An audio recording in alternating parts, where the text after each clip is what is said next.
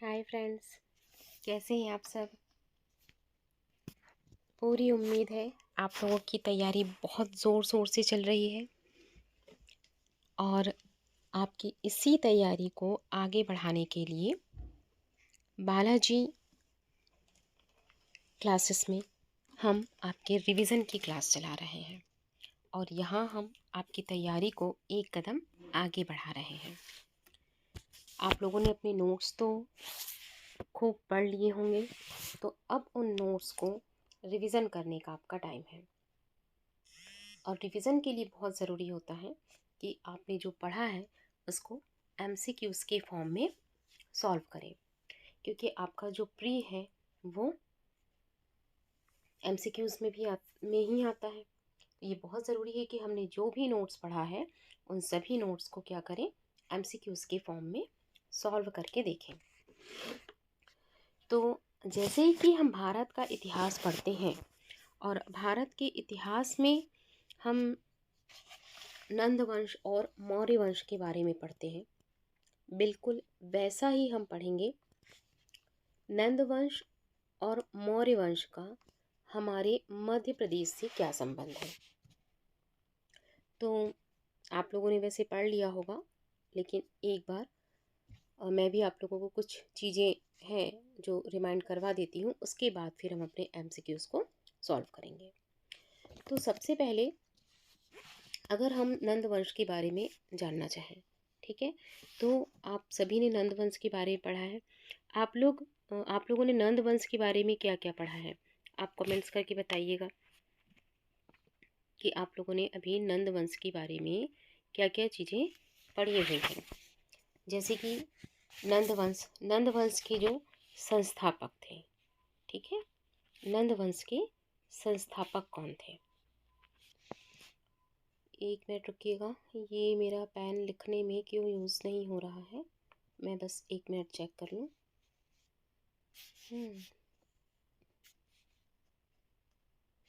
ये तो मैं समझ नहीं पा रही हूँ कि ये लिखने में क्यों यूज़ नहीं हो पा रहा है।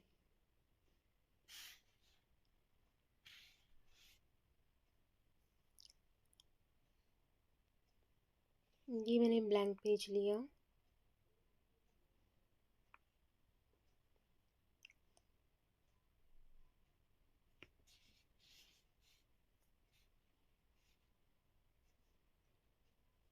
ये लिख नहीं पा रहा है, कारण समझ में नहीं आ रहा है मुझे कि क्या ऐसा रीज़न हो गया।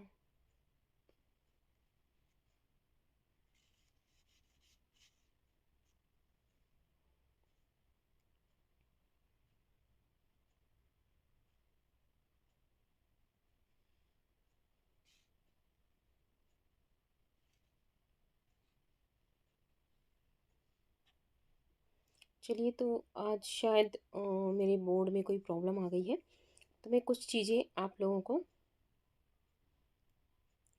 बोलकर बता देती हूँ, फिर हम देखते हैं कल इस प्रॉब्लम को शॉर्ट आउट करेंगे, ठीक है, क्योंकि आप लोगों ने अपने नोट्स में पढ़ा तो होगा। तो क्योंकि देखिए, अगर मैं क्लास को पोस्टपोन करूँगी तो फिर आप लोगों की एक क्लास मिस हो जाएगी। तो बस मैं आपको फिर ओरली बता देती हूँ, देखते हैं कुछ समय में शायद ये प्रॉब्लम सॉर्ट आउट हो जाएगी।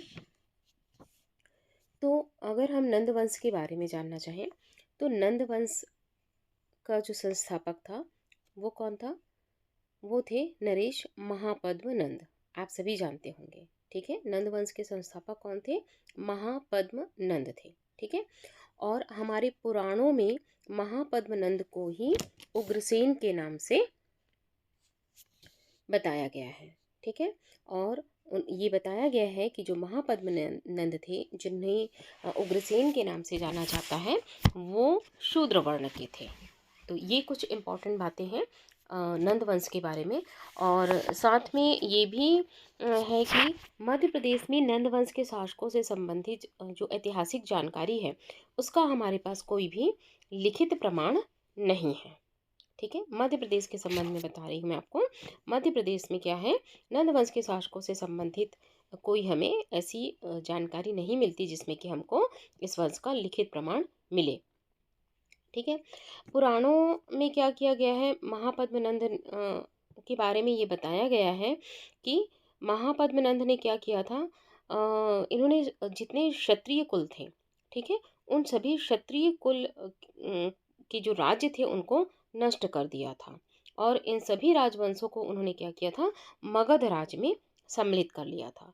और वे राज्य जिनको इन्होंने नष्ट कर दिया था, उनमें जो मुख्य राज्य थे वो थे पांचाल, कलिंग, इक्ष्वाकु, कुरु, मैथिली, सूरसेन। ये कुछ इम्पोर्टेंट राज्य थे जिसे कि महापद्मनंद ने क्या किया था, नष्ट कर दिया था, या फिर ये कहा जा सकता है कि उसे अपने राज्य मगध में शामिल कर लिया था। तो ये कुछ जानकारियां हैं जो मध्य प्रदेश में जो नंद वंश थे उनसे संबंधित है। तो चलिए देखते हैं नंद वंश से संबंधित पहला एमसीक्यूज। ठीक है, तो पढ़ते हैं पहला प्रश्न। निम्न में से किस नंदवंशीय शासक को उग्रसेन कहा जाता है? तो देखिए, अभी अभी मैंने आपको बताया था कि उग्रसेन किसे कहा जाता है, जो पद्म जो अपने इसके संस्थापक है महापद्मनंद, उन्हें हम क्या कहते हैं, उग्रसेन के नाम से भी जानते हैं। ठीक है, बहुत मोटी इंक हो गई है, बस 1 मिनट का समय और दीजिएगा।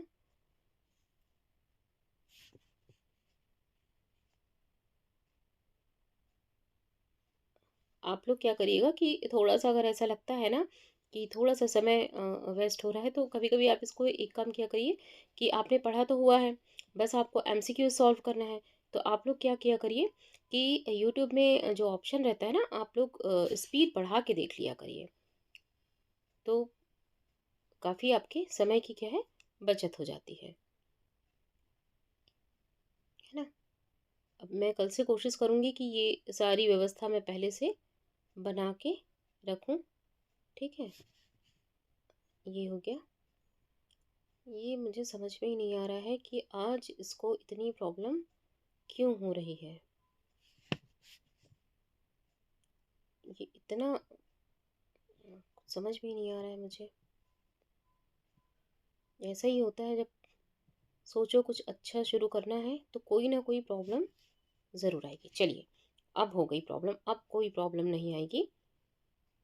अब हम बिल्कुल स्पीड के साथ अपनी क्लास को पूरा करते हैं। ठीक है, तो चलिए एक बार फिर से शुरुआत करते हैं कि जो प्रश्न पहला, निम्न में से किस नंदवंशी शासक को उग्रसेन कहा जाता है? तो किसे कहा जाता है, महापद्मनंद को जो है उग्रसेन के नाम से जाना जाता है। ठीक है, आप लोग पहले आंसर का ऑप्शन नहीं देखेंगे, पहले कोशिश करिएगा कि खुद से सॉल्व करें, उसके बाद नीचे जो आंसर लिखा है वो देखिएगा। ठीक है, क्वेश्चन 2, महापद्मनंद द्वारा निम्न में से किस कुल के सभी राज्यों को नष्ट कर दिया गया था? ठीक है, अभी अभी मैंने आपको बताया था कि उन्होंने क्या किया था, जो क्षत्रिय कुल है, ठीक है, क्षत्रिय कुल के जो सभी राज्य थे उनको नष्ट कर दिया था। ठीक है, चलिए प्रश्न 3 की ओर बढ़ते हैं। महापद्मनंद निम्न में से किस जनपद का सर्वशक्तिशाली शासक था? तो किस जनपद का सर्वशक्ति शासक था? अब देखिए, यहाँ पर ये दोनों में बी और बी लिख गया है, लेकिन अभी अभी हमने पढ़ा था कि वो कौन से जनपद से संबंधित है, तो मगध में चूंकि शामिल कर लिया था। ठीक है, तो सही आंसर क्या होगा आपका, मगध होगा। ठीक है, चलिए आगे बढ़ते हैं। प्रश्न, अभी देखिए प्रिंटिंग मिस्टेक भी इन्होंने बहुत किया है, 1 2 3 3 के बाद हम पहुंच गए हैं प्रश्न 4 में। तो ये जो है हमारा क्या है, ये प्रश्न हमारा चौथा है। ठीक है, प्रश्न चौथा क्या है, महापद्मनंद द्वारा मध्य प्रदेश के किस क्षेत्र के क्षत्रिय कुलों के शासकों के राज्य क्षेत्र पर अधिकार प्राप्त किया था। तो कौन कौन से क्षेत्र पर प्राप्त कर लिया था? बघेलखंड था, मालवा क्षेत्र था, निमाड़ क्षेत्र था और बुंदेलखंड का क्षेत्र था। तो कौन सा क्षेत्र था? मालवा का जो क्षेत्र था वहां पर उन्होंने क्या किया था? अपना अधिकार जमा लिया था। प्रश्न 5, अंतिम नंदवंशीय शासक घनानंद निम्न में से किस विदेशी यात्री के समकालीन था? बताइए, किसके समकालीन था Ghananand? Alexander, Sikandar, Marco Polo और फादर मंसरेट। ठीक है, तो किसके समकालीन थे? वो किसके समकालीन थे? सिकंदर के समकालीन थे। चलिए अगले प्रश्न की ओर चलते हैं। प्रश्न 6, मध्य प्रदेश के किस वंश का राज्य महापद्मनंद द्वारा मगध में शामिल नहीं किया गया था? इक्ष्वाकु हमने पढ़ा है, पांचाल भी हमने पढ़ा है भी हमने पढ़ा है, लेकिन जो नागवंश था वो नागवंश जो है शामिल नहीं किया गया था। ठीक है, तो इसका जो ऑप्शन डी है वो आएगा कि इसे शामिल नहीं किया गया था। तो उम्मीद है आपको इतने प्रश्न समझ में आए होंगे और जो शॉर्ट में आपने जो अपने अपने नोट्स में डिटेल में पढ़ा होगा उसे मैंने आपको शॉर्ट में बताया वो भी आपको समझ में आया होगा। ठीक है, तो किसी प्रश्न में कोई आशंका तो नहीं है? जो इसका प्रश्न 3 था, ठीक है, कि कौन सा प्रश्न था? प्रश्न 3 है ना, महापद्मनंद ने निम्न में से किस जनपद का सर्वशक्तिशाली शासक था? तो सर्वशक्तिशाली शासक किसका था? वो मगध का था। ठीक है, तो किसी प्रकार का डाउट नहीं रखना है आपको, इसमें थोड़ा सा गड़बड़ हो गया है तो इसमें बी जरूर दिया है, इसका आंसर क्या है? यहाँ पर सी है, मगध जनपद से संबंधित है। वो बी लिख गया है इसलिए यहाँ पर आंसर थोड़ा गड़बड़ हो गया है। चलिए कल से इन सारी बातों का ध्यान रखा जाएगा कि ये सारी गलतियाँ यहाँ पर ना हो। चलिए अब हम आगे बढ़ते हैं।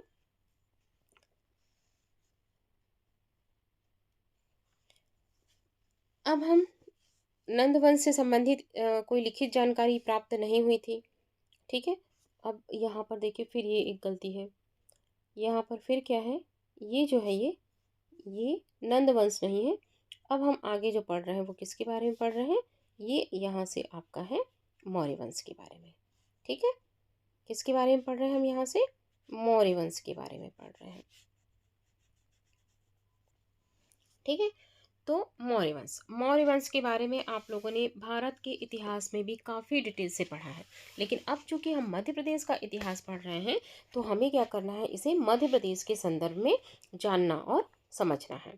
तो मध्य प्रदेश के संदर्भ में हम इसको जानते हैं कि सबसे पहले कुछ चीज़ें तो आप ऐसे भी जानते हैं कि मौर्य वंश के जो संस्थापक थे वो कौन थे?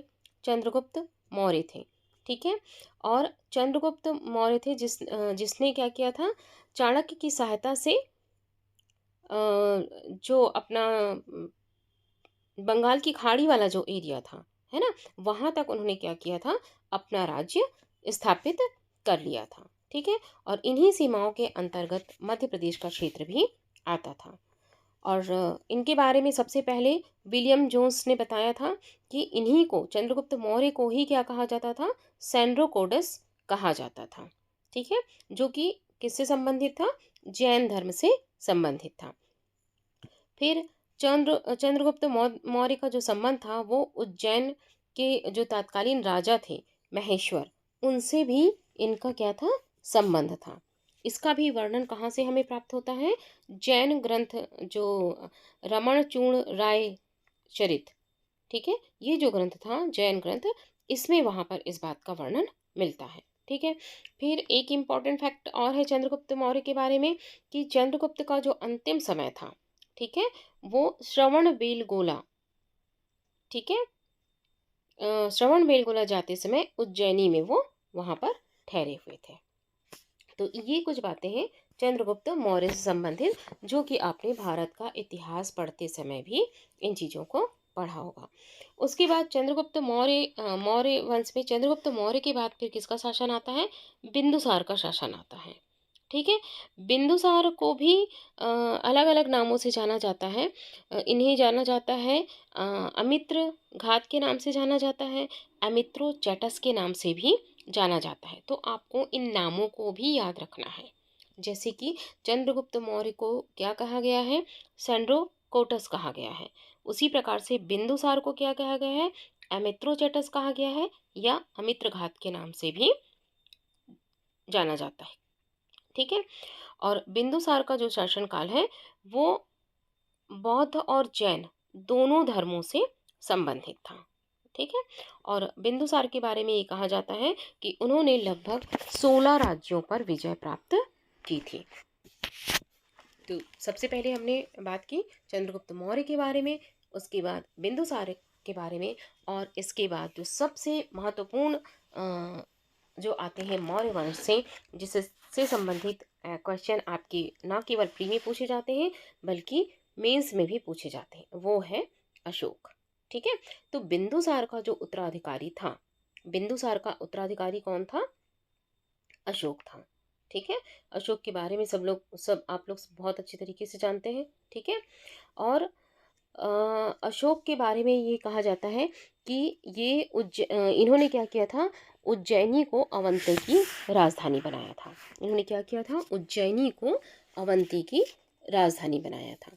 और साथ में ही महावंश में ये वर्णन है कि अशोक ने विदिशा के शाक्य वंशीय व्यवसायी की पुत्री श्रीदेवी या कुमार देवी के साथ विवाह किया था। ठीक है। जैसा कि आप लोग देख रहे हैं आजकल एमपीपीएससी बहुत अंदर से क्वेश्चन पूछने लगा है, तो इन सब बातों को भी आप ध्यान रखेंगे कि ये कहाँ से पता चला आपको कि विदिशा के शाक्यवंशी व्यवसायी की पुत्री से शादी किया था, तो ये महावंश से पता चला था। ठीक है। और तो ये कुछ इम्पोर्टेंट बातें हैं किसके बारे में, अशोक के बारे में। ठीक है। उसके बाद कुछ एक बातें हैं अशोक के नाम को लेकर, कि मौर्य सम्राट जो अशोक थे उनका जो नाम अशोक कहाँ पर मिलता है, क्योंकि उनके 2-3 नाम मिलते हैं, जैसे काला अशोक मिलते हैं। ठीक है। एक देव नाम प्रियदर्शी के नाम से मिलते हैं, तो ये कहाँ मिलते हैं, तो जैसे अशोक का नाम अशोक जो मिला था वो मास्की अभिलेख में, गुर्जरा अभिलेख में, ठीक है, और नेट्टूर अभिलेख में, इन सब जगहों पर अशोक का नाम अशोक मिला था। ठीक है। और जैसे बौद्ध ग्रंथों में जो नाम मिलता है वो मिलता है देवनाम प्रिय, चंडाशोक, काला अशोक, ये सारे जो नाम मिलते हैं वो बौद्ध ग्रंथ में मिलते हैं। ठीक है। और बौद्ध ग्रंथ का ही दीप वंश में, ठीक है, उसमें अशोक का नाम मिलता है प्रिय दर्शन। तो इस प्रकार से ये कुछ इंपॉर्टेंट चीज़ें हैं अशोक के बारे में, ये भी आप लोग ध्यान में रखेंगे। ठीक है। फिर अशोक से संबंधित एक बहुत महत्वपूर्ण अभिलेख है जिसको पानगुड़रिया अभिलेख कहते हैं। ठीक है। और ये क्या है, सबसे पहला लघु शिलालेख है। ठीक है। और इसी शिलालेख को क्या कहते हैं, बुदनी अभिलेख के नाम से भी जाना जाता है। ठीक। तो ये कुछ इम्पोर्टेंट बातें हुई किससे संबंधित, अशोक से संबंधित। ठीक है। मुझे पता है कि आप लोगों ने ये सारा चीज़ अपने नोट्स में बहुत अच्छी तरीके से पढ़ा होगा, फिर भी मैं एक बार आप सभी लोगों को ये सारा रिवीजन करवा दे रही हूँ, क्योंकि देखो आप लोगों ने अपने मन से पढ़ा है और आप लोग फिर एक बार सुनेंगे तो आपको ये सारी चीज़ें याद हो जाएंगी। ठीक। इसके बाद उनके जो उत्तराधिकारी के रूप में जो आए थे वो कुणाल आए थे। ठीक है। फिर कुणाल का उत्तराधिकारी जो आया था वो संप्रति आया था। तो इस प्रकार से ये कुछ बातें हैं जो कि मौर्य वंश से संबंधित है। ठीक है। तो चलिए अब चलते हैं, हम क्या करते हैं, इससे संबंधित जो एमसीक्यूज है उन एमसीक्यूज को लगाते हैं। तो आइए चलते हैं एमसीक्यूज की ओर, मौर्य वंश के। ठीक है। पहला, मध्य प्रदेश के इतिहास में सर्वाधिक योगदान देने वाला मौर्य वंश का शासन निम्न में से कौन था। ठीक है। तो कौन था, चंद्रगुप्त मौर्य, अशोक, बिंदुसार, महेंद्र। तो सर्वाधिक योगदान किन्होंने दिया था, तो हमने पहले भी पढ़ा है कि सर्वाधिक योगदान किसने दिया था, तो सर्वाधिक योगदान दिया था अशोक ने। ठीक है। अगले प्रश्न की ओर चलते हैं, निम्न कथनों पर विचार करें। क्या दिया है, कथन ए। कथन ए के अनुसार जैन ग्रंथ भगवती सूत्र के अनुसार सम्राट अशोक 18 वर्षों तक अवंती का प्रांतपाल रहा। ठीक है। तो ऐसा तो कुछ नहीं था, तो कथन ए तो क्या है, बिल्कुल गलत है। ठीक है। फिर कथन बी क्या कहता है, चीनी यात्री फाहियान के अनुसार सम्राट अशोक द्वारा 84,000 स्तूपों का निर्माण कराया गया था। बिल्कुल सही। तो कथन ए गलत है और कथन बी सही है। ठीक है, तो ये किस में दिया है आपका, देखो कथन ए असत्य है और कथन बी सत्य है। आपका ऑप्शन सी जो है वो सही आंसर है। चलिए अगले प्रश्न की ओर बढ़ते हैं। किस बौद्ध ग्रंथ अनुसार अशोक ने अवंती महाजनपद जीत करके उसे मौर्य साम्राज्य में मिला लिया है? तो इस बात का वर्णन कहाँ से मिलता है? तो इस बात का वर्णन मिलता है सामंत पासादिका सामंत पासादिका नाम का एक ग्रंथ है, जिसमें क्या मिलता है कि उसने क्या किया था, अवंती महाजनपद को जीत करके मौर्य साम्राज्य में मिला लिया था। चलिए अगले प्रश्न की ओर चलते हैं। प्रश्न 4, मध्य प्रदेश के मौर्यकालीन नगरों में निम्न में से कौन सा सम्मिलित नहीं था? मौर्य वंश में क्या क्या सम्मिलित थे? मौर्य वंश में उज्जैनी सम्मिलित था, बिल्कुल। मौर्य वंश में त्रिपुरी भी सम्मिलित था, एरन भी सम्मिलित था, लेकिन ग्वालियर सम्मिलित नहीं था। तो इसका सही उत्तर क्या हो जाएगा? ग्वालियर, डी। अगला प्रश्न, प्रश्न 5, विलियम जोन्स द्वारा निम्न में से मौर्यकालीन किस सम्राट को सेंड्राकोटस कहा गया है? तो सेंड्राकोटस किसे कहा गया था? तो सेंड्राकोटस कहा गया था चंद्रगुप्त मौर्य को। प्रश्न 6, निम्न में से किस जैन ग्रंथ में उल्लेखित किया गया है कि उज्जैन के राजा महेश्वर चंद्रगुप्त मौर्य के समकालीन थे? तो हमने अभी अभी आपको जब पढ़ा रहे थे तो हमने आपको बताया था कि किस ग्रंथ में ये बताया गया है कि जो राजा महेश्वर जो है वो चंद्रगुप्त मौर्य के समकालीन थे। ठीक है, तो बताइए आप लोग, कुछ आंसर आप लोग कमेंट्स में भी लिखा करिए, तो मुझे ऐसा लगेगा कि हाँ आप लोगों को क्लास अच्छी लगती है और आप लोग अच्छी तरीके से पढ़ रहे हैं। तो इसका जो ऑप्शन ए है, ऑप्शन ए सही है। ठीक है, रमन चूड़ाय चरित में इस बात का वर्णन किया गया है। चलिए बढ़ते हैं अगले प्रश्न की ओर। प्रश्न 7, एमित्रोचेटस नाम से निम्न में से किस मौर्य सम्राट को जाना जाता है? तो एमित्रोचेटस के नाम से किसे जाना जाता है? वो जाना जाता है बिंदुसार को, जो कि कौन था, जो किसका उत्तराधिकारी था? चंद्रगुप्त मौर्य का उत्तराधिकारी था। प्रश्न 9, नीलकंठ शास्त्री के अनुसार विश्व के सबसे बुद्धिमान शासकों में मौर्य शासक बिंदुसार कालीन अवंती के किस प्रांत पाल को शामिल किया गया था? तो किस प्रांत पाल को शामिल किया गया था? अशोक को शामिल किया गया था। ठीक है, चलिए अगले प्रश्न, प्रश्न 9, पुराणों में चंडाशोक किस मौर्य शासक को कहा गया है? तो सभी को पता है इसका आंसर, चंडाशोक किसे कहा गया है? अशोक को कहा गया है। ठीक है, और चंडाशोक किसके कौन से ग्रंथ के हिसाब से कहा गया है? बौद्ध धर्म का ग्रंथ है। ठीक है, कौन से धर्म का ग्रंथ है? बौद्ध धर्म का ग्रंथ है। अगला प्रश्न, कुणाल किस मौर्य सम्राट के काल में उज्जैनी का प्रांतपाल था? तो कुणाल किसके काल में था? तो देखिए सबसे पहले मैं आपको आंसर बता दूं, फिर आपको कैसे पता चलेगा। अशोक, ठीक है। तो सबसे पहले चंद्रगुप्त मौर्य, चंद्रगुप्त मौर्य के बाद कौन आया था? बिंदुसार, बिंदुसार के बाद अशोक, और अशोक के बाद किसका शासन था? कुणाल, और फिर उसके बाद आएगा संप्रति का शासन। तो ये थोड़ा सा क्रम भी आप लोगों को याद रखना है। चलिए अगले प्रश्न की ओर बढ़ते हैं। हेमचंद्र द्वारा निम्न में से किस मौर्य शासक का वर्णन किया गया है? हेमचंद्र द्वारा निम्न में से किस मौर्य शासक का वर्णन किया गया है? तो हेमचंद्र ने जिसका वर्णन किया था वो है संप्रति। ठीक है, किसका वर्णन किया था? संप्रति का वर्णन किया था। तो ऑप्शन बी जो है इसका सही ऑप्शन है। ठीक, अगले प्रश्न की ओर चलते हैं और शायद ये आखिरी प्रश्न है जी। तो क्या कहता है हमारा प्रश्न, निम्नलिखित मौर्य शासकों में से किस शासक को जैन धर्म के अनुसार जैन श्रमण संघ का परम परम प्रभावक बताया गया है? तो किसे बताया गया है? संप्रति को ही बताया गया है। ठीक है, तो ये कुछ सेलेक्टेड प्रश्न थे जो मैंने आप लोगों से बहुत मुश्किल से ढूंढ कर लाई हूँ। तो आप लोग ज़रूर इस वीडियो को देखें, वीडियो को लाइक करें और सब्सक्राइब करें। और अगर आप कुछ और तरीके से जानना और समझना चाहते हैं तो कमेंट बॉक्स पर ज़रूर लिखें। और आप लोगों को कोई डाउट हो तो वो प्रश्न भी आप कमेंट्स बॉक्स में लिख सकते हैं, मैं आपको जवाब ज़रूर दूँगी। तो ठीक है, करते रहिए तैयारी, मिलते हैं अगली क्लास में।